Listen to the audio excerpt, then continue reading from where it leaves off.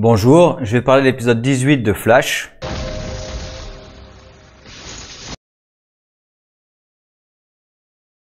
Alors, épisode qui est plutôt sympathique.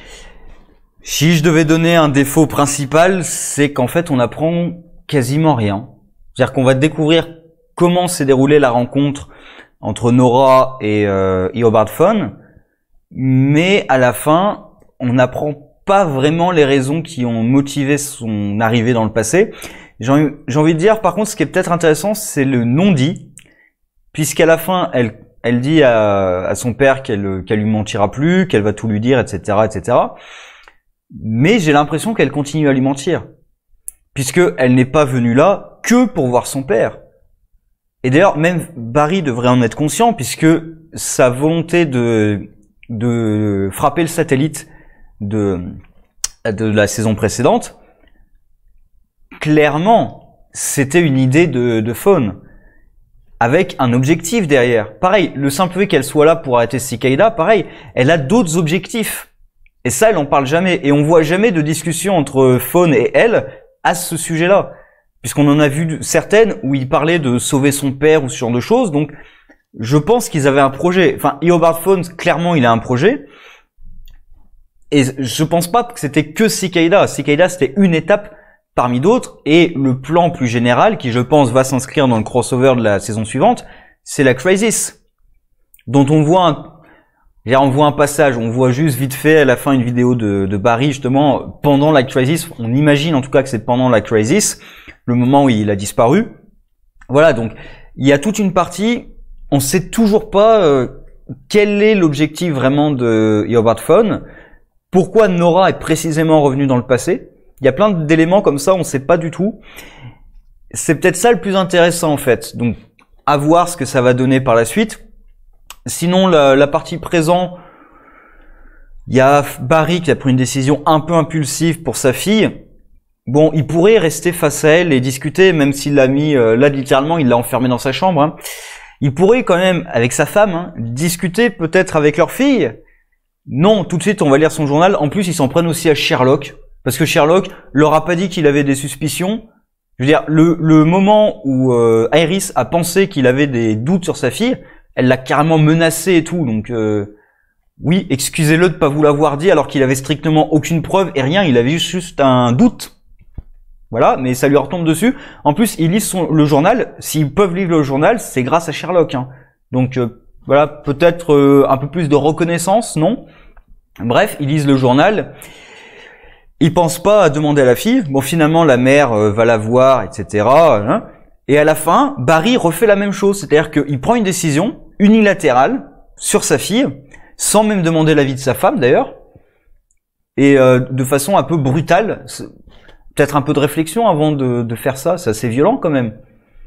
Mais après, c'est vrai, je trouve la réaction est plutôt logique par rapport justement à Barry, puisqu'on ressent du coup avec ses réactions assez violentes, on ressent la rage et la haine vraiment qu'il éprouve contre Eobard Thawne.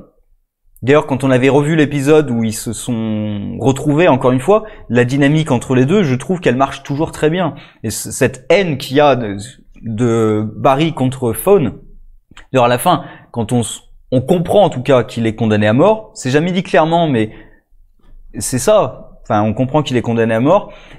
Flash est content de l'apprendre.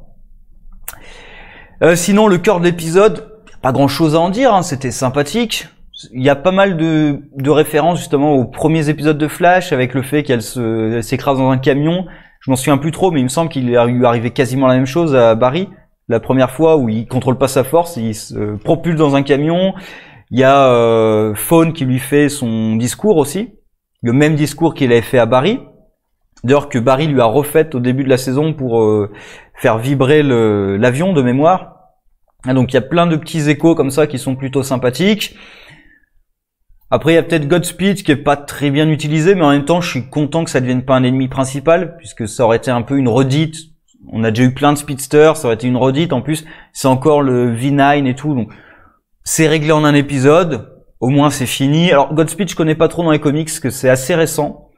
J'ai pas lu l'arc vraiment qui le concernait.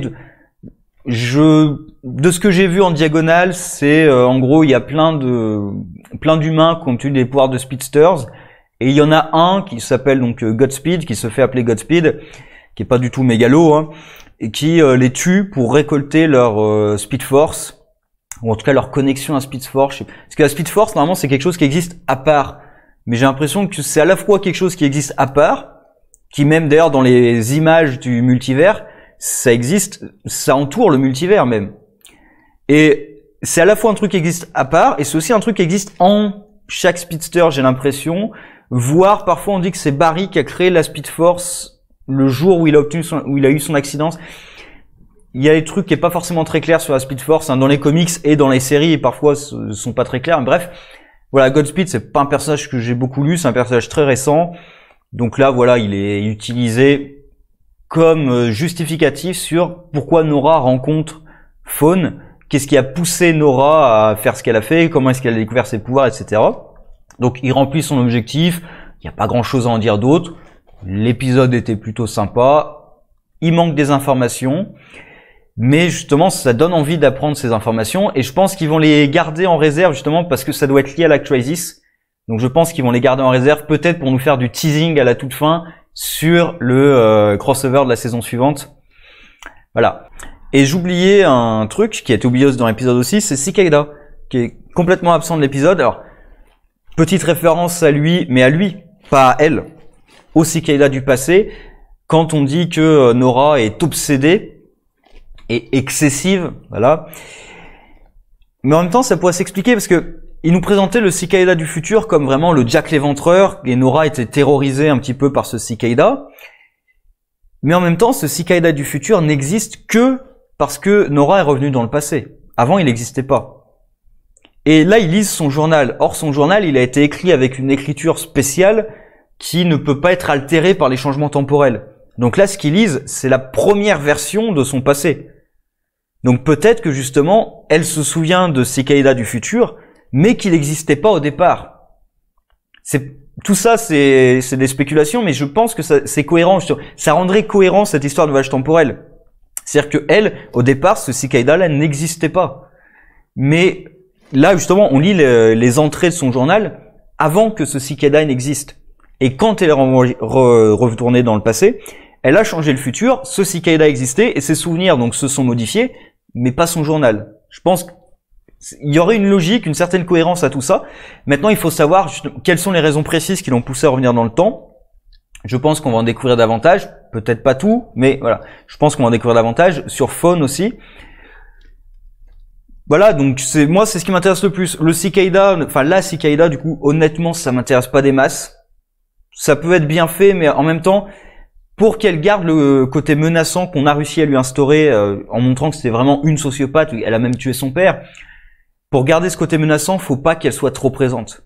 C'est 2 ou 3 épisodes maximum. Après, comme on est proche de la fin, ça peut se gérer correctement, hein. Donc, encore à voir. Là, je pense qu'on va avoir un épisode où il y aura une tension avec entre Iris et Barry, parce que bon, bah, il a envoyé sa fille dans le futur. Là, c'est même pas il l'a enfermé dans sa chambre, hein. Il l'a envoyé dans le futur en lui interdisant de revenir. Je suis pas sûr que Iris le prenne très bien, surtout qu'on a vu un épisode où quand Nora allait repartir, où Iris avait pas trop envie qu'elle reparte parce qu'elle voulait passer du temps avec elle et tout. Je pense que ça a créé des tensions conjugales, mais bon. Sur ce, au revoir.